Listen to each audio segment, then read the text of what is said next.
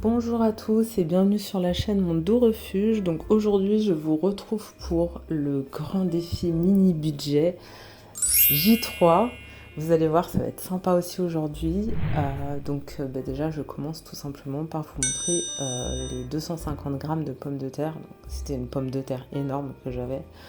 Euh, on va commencer donc par l'éplucher pour faire la première recette. Donc la recette du midi, tout en sachant que j'ai toujours consommé le même petit-déj, pancakes, avec compote, des fruits, etc., qui était prévu pour la semaine. Donc là, on épluche la pomme de terre. N'hésitez pas, j'y ai pensé qu'après, là en regardant la vidéo, mais vous pouvez aussi récupérer les épluchures de pommes de terre. Vous lavez bien votre pomme de terre, vous récupérez les épluchures et vous les passez 10 minutes au four avec du sel. Et vous avez des petites chips maison pour ne rien gâcher. Mais là, c'est vrai que j'avais une partie de la pomme de terre qui était un peu abîmée. Et en général, je fais ça aussi avec des pommes de terre bio. Donc là, c'était pas le cas. Mais je le fais aussi parfois avec celle-ci, comme vous savez quand on mange tout simplement des frites avec la peau ou quoi que ce soit. Mais là c'est pareil, c'est juste histoire de ne pas jeter. Voilà, donc on épluche les 250 grammes de pommes de terre. Ensuite on viendra éplucher un oignon et le couper en petits morceaux. Voilà, vous épluchez l'oignon en carré. Ensuite, on va venir le réserver.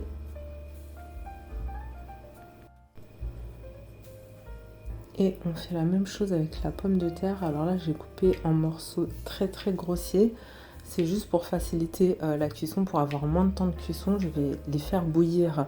Donc quand vous mettez la pomme de terre en entier, en fait, si vous voulez, ça prend plus de temps à la cuisson dans l'eau bouillante que si vous la coupez en gros cubes. Donc là, je l'ai coupé grossièrement. Après, vous pouvez très bien aussi la mettre comme ça.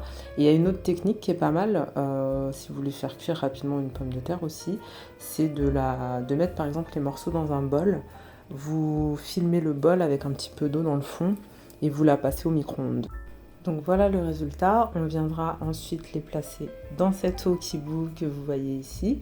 Et à côté, j'en ai profité pour commencer à faire rissoler mes petits oignons.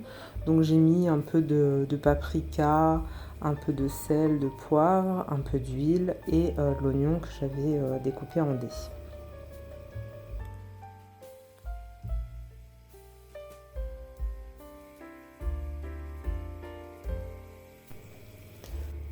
Vous n'oublierez pas de couvrir les oignons et de les laisser tranquillement réduire à feu doux. Et ensuite, on viendra préparer dans une assiette une belle omelette avec 2 œufs. Donc voilà, une petite assiette creuse ou un bol, vous cassez 2 œufs dedans et vous les battez très fort.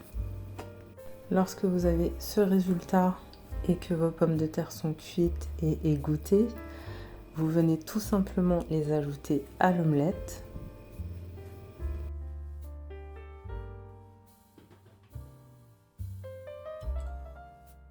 Et on va venir les écraser dans les œufs crus,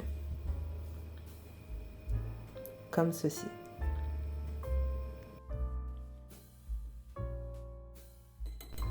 Lorsque vous avez cette consistance et que vos oignons ressemblent à peu près à ça, donc ils sont bien, voilà, ils sont bien fondus, etc. Et ben vous allez tout simplement, on décolle un peu quand même, on décolle un petit peu les oignons qui resteraient un peu collés dans le fond. On essaye de les mettre de manière homogène, histoire d'en avoir un peu partout.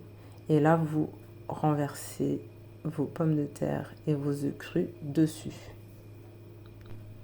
Voilà, vous répartissez bien. Et ensuite, vous allez surtout la mettre à feu doux et venir couvrir.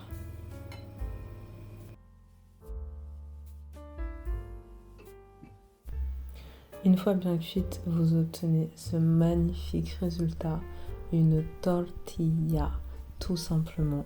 J'avais oublié de vous la nommer en fait en début de vidéo. Donc voilà.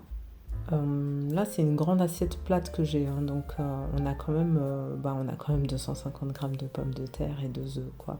Donc, et un oignon qui fait le légume aussi. Donc là, on a quand même un repas complet finalement. Vous pouvez rajouter, là j'avais mis un peu de paprika, donc pareil, si vous avez du paprika fumé, c'est pas mal, si vous aimez ça, et puis avec un peu de ketchup, ou si vous avez un fond de mayo ou de moutarde, après c'est selon vos goûts. Donc voilà, j'espère que vous apprécierez cette recette qui passe hyper bien le midi et qui est plutôt rapide à faire et facile. Bon appétit!